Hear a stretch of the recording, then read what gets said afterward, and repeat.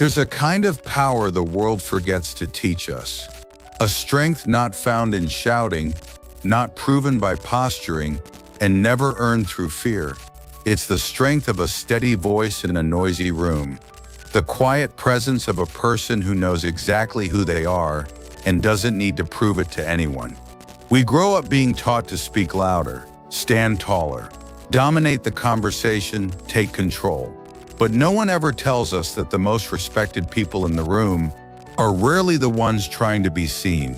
Because respect, real respect, is never forced. It's not demanded by volume, titles, or dominance. It's earned in silence, in how we treat people when we think no one's watching, in the way we handle conflict without turning it into combat, in the way we lead, not by barking orders, but by building trust. This isn't about being passive. This is about becoming powerful in a way most people never learn. The world tells you, if you want to be heard, raise your voice. But the wise know, if you want to be respected, raise your presence. There's a difference, and it changes everything.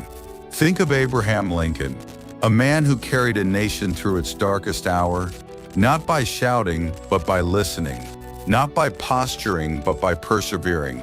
He didn't win respect because he demanded it. He won respect because he embodied it. He practiced empathy as strategy, humility as strength. He once said, "I don't like that man. I must get to know him better." Imagine if we lived that way. Imagine walking into every room not needing to be the loudest, because your silence already speaks of substance, not needing to interrupt, because your listening earns more trust than your talking, not needing to win every argument, because you've already won people's respect. We live in an age of noise, constant opinions, relentless branding, loud voices echoing off empty meaning. But the ones who rise, truly rise, are those who choose to lead not through force, but through understanding. Not by overpowering others, but by mastering themselves. That's the essence of quiet strength. And make no mistake, it's not easy. Because quiet strength demands more of you than shouting ever will. It demands that you pause before you react, that you ask before you assume, that you look someone in the eye even when they've let you down, and choose to see their humanity anyway. That's the kind of influence that lasts. Let me ask you something personal. Have you ever met someone who made you feel safe just by being around them? Not because they fixed your problems, not because they gave you a speech, but because you knew they were listening, fully, patiently, without agenda. That's leadership. That's emotional intelligence. That's what wins people forever. You don't have to be loud to be heard. You don't have to intimidate to be respected. You don't have to argue to prove you're right. And yet, how often do we fall into that trap? We raise our voices when we feel small. We interrupt when we feel unseen. We criticize when we feel insecure. But what if you chose the opposite? What if you became the person who doesn't flinch under pressure, who doesn't react to every provocation, who doesn't need the room to revolve around them because their worth isn't dependent on external validation? Eleanor Roosevelt once said, "No one can make you feel inferior without your consent." And I would add, no one can make you disrespect yourself unless you let them. Respect starts from within. When you stop trying to perform for applause and start acting from principle, that's when people lean in. That's when your presence becomes magnetic. People don't remember the clever things you said nearly as much as they remember how you made them feel. They don't admire the one who talks the most, but the one who listens best. They don't follow the loudest, but the most consistent, the most steady, the most trustworthy. So ask yourself, are you showing up for attention or for impact? Are you raising your voice or raising your character? Because there's a kind of confidence that whispers louder than any shout. It doesn't need approval. It doesn't need credit. It just is unshakable, rooted, dignified. And here's the truth. When you stop needing to be impressive, you become influential. When you stop trying to control how others see you, you start showing up as someone worth following. And when you stop fighting to be heard, you begin to speak in a way people can actually feel. The best communicators aren't those who speak the most eloquently. They're the ones who make others feel seen, understood, respected. And that begins with humility. Not weakness, not submission, but a self-respect so strong it doesn't need to shout. You see, we often confuse speaking loudly with speaking clearly. But clarity doesn't come from volume. It comes from alignment between your words, your values, and your actions. When those three line up, you become undeniable. You don't need a louder voice, you need a clearer intention. The problem is, many people speak before they think, react before they listen, defend before they understand. But those who win respect, the kind that sticks, the kind that matters, are the ones who master the pause. The pause before reacting, the pause before replying, the pause before raising their voice just to be heard. In that space between impulse and response, character is built, influence is shaped, and leadership is born. Nelson Mandela spent 27 years in prison. He emerged without bitterness, without vengeance, and without needing to raise his voice. He didn't come back to crush his enemies. He came back to unite a nation. He led with calm, with vision, with grace, and that grace made him unforgettable. Now ask yourself, what if your calm became your power? What if your restraint became your advantage? What if the very things you've been told were soft, empathy, patience, humility, were actually the weapons of the wise? There's a reason the world follows those who don't chase attention. Because their presence feels grounded, stable, real. Think about the people you respect most in your life. They're probably not the loudest ones in the room. They're the ones who show up consistently, who make you feel heard even when you're not sure how to say what you mean, who give you space to be human without trying to fix or impress or control you. That's leadership. That's presence. That's what changes lives, quietly but permanently. Because in the end, people don't follow titles, they follow trust. And trust is never built through dominance. It's built through understanding. There's a principle Dale Carnegie taught nearly a century ago that still rings true today. You can make more friends in 2 months by becoming interested in other people than you can in 2 years by trying to get other people interested in you. Now apply that to respect. You can earn more respect in 1 moment of deep listening than in years of trying to prove yourself. Because here's what most people don't realize. When you make someone feel seen, they remember you. When you make someone feel heard, they trust you. And when you make someone feel safe, they will follow you anywhere. You don't need to raise your voice to do that. You just need to raise your awareness, to pay attention, to listen not just for what someone says, but for what they mean. To pause long enough to understand the fears behind their frustration, the story behind their silence, the need behind their noise. That's emotional intelligence, and it's the true foundation of influence. Let's be honest. Anyone can talk. Anyone can bark orders. Anyone can win a debate by shouting down the other person. But it takes a different kind of power to respond instead of react, to ask instead of assume, to lead instead of lecture.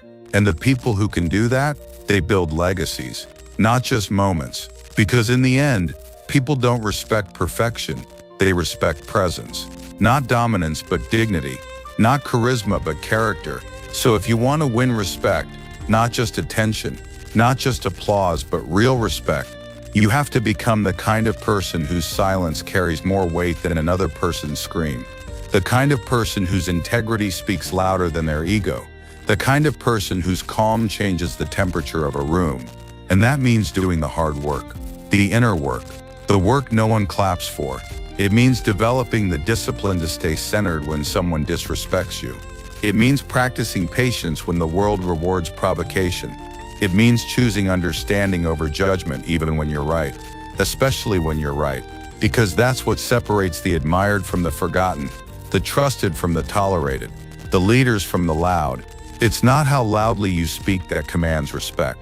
It's how deeply you listen, how clearly you live, how consistently you treat others when there's nothing to gain. That's how respect is built. Not overnight, not with tricks, not with dominance, but moment by moment, word by word, choice by choice. So the next time someone pushes your buttons, don't take the bait. The next time someone challenges your authority, stand firm, not loud. The next time you feel disrespected, remember how you respond will define you, not them. Be the person who leads with calm, who holds boundaries with grace, who listens when it's hard, who speaks with purpose, not pressure, who walks away when the room becomes noise and still walks away with respect. That's the kind of strength the world needs more of. Not louder voices, but deeper character. Not more force, but more understanding. You will be tested, not in front of an audience. Not in the moments when everyone's watching, but in the quiet corners of life, when someone disrespects you, when a colleague tries to undermine you, when someone speaks over you, misunderstands you, dismisses you.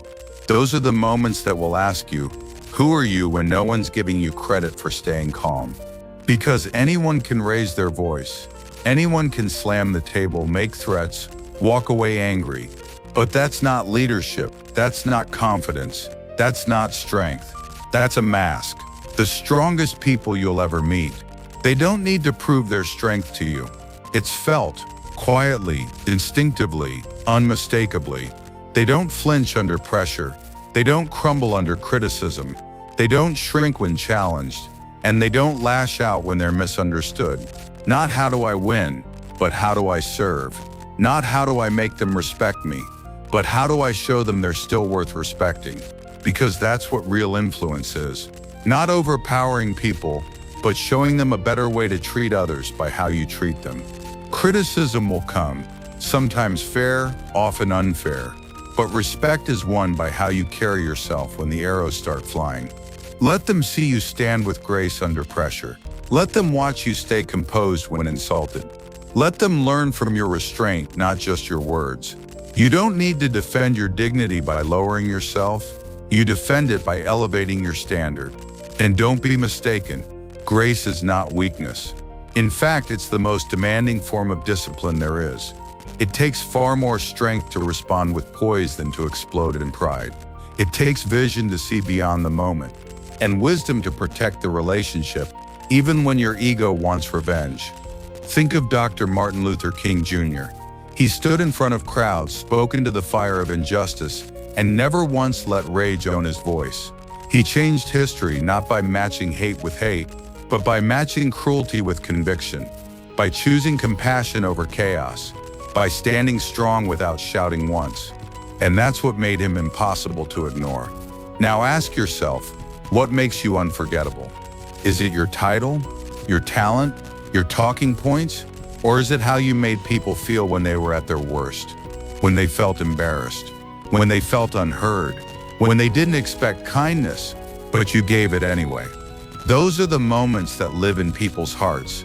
Those are the moments that shape your legacy. Because people forget your cleverness. They forget your debates, your corrections, your wins, but they never forget the one who honored them, even when they didn't deserve it. So the next time someone disagrees with you, don't try to win the moment. Try to win the relationship. Because influence that comes from pressure fades. But influence that comes from connection lasts. And connection begins with empathy.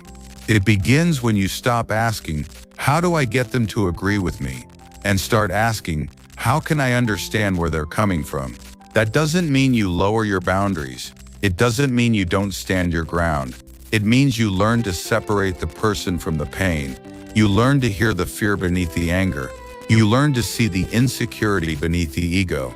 And instead of trying to defeat them, you decide to reach them. Because if you reach someone's heart, their mind will follow. And if you want to win their respect, don't speak at them. Speak to them. Speak for them. Speak in a way that makes them feel like you see them. There's an old saying, people don't care how much you know until they know how much you care. That's not a cliche. It's the foundation of human connection. And every great communicator, every respected leader, every unforgettable presence, they know this truth. They know that dignity can't be demanded. It must be demonstrated. And when you show it, even to those who least deserve it, something shifts. Walls come down. Trust builds. Respect flows back. Not because you asked for it, but because you became someone worthy of it. One day someone will come to you not for your knowledge, not for your opinions, but because of how you make them feel when the world gets loud. They'll come to you for stillness, for clarity, for a presence that doesn't try to overpower theirs. And you'll realize this is the mark of quiet leadership. Not commanding the room, but calming it. Because in the end, respect isn't something you capture. It's something you cultivate. It grows in the soil of consistency. It flowers in the presence of authenticity. And it lasts when it's watered with empathy. When you stop trying to be impressive and start choosing to be real, people lean in. They remember the way you listened, the way you waited, the way you responded. Not with the heat of pride, but with the warmth of understanding. They remember how safe they felt near you. Not because you agreed with them, but because you honored them. That's where confidence lives. Not in dominating others, but in no longer needing to. Because the people who need to be loud to feel heard, they're still searching for themselves. But the ones who can sit in silence, who can let others speak first, who don't need the spotlight to feel valuable, they've already found who they are. You don't need to raise your voice when your values are unshakable. You don't need to shout when your presence says everything. You don't need to prove your worth when your character already proves it every day. So if you want to be remembered, if you want to leave a mark, not just in minds but in hearts, be the one who stands when others posture, who listens when others interrupt, who respects even when disrespected, who leads without ever needing to control. Let your humility be your power. Let your patience be your protest. Let your silence speak volumes. And remember, the ones who change the world rarely do it by yelling. They do it by becoming the kind of person the world can trust when it matters most.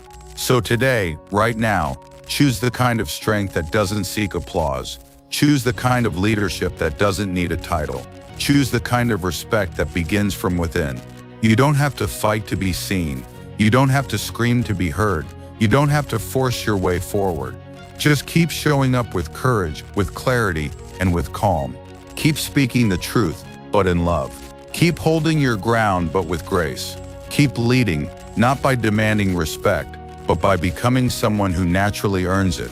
Because in a world full of noise, the quiet ones with something real to say are the ones who are finally heard. And when your voice does rise, not in anger but in purpose, it will carry more weight than 1,000 empty shouts. So go ahead, step into rooms without needing to dominate them. Speak with honesty, not volume. Lead with warmth, not force. And know this, you've already won the moment you no longer need to prove that you belong. That is how to win respect without ever raising your voice.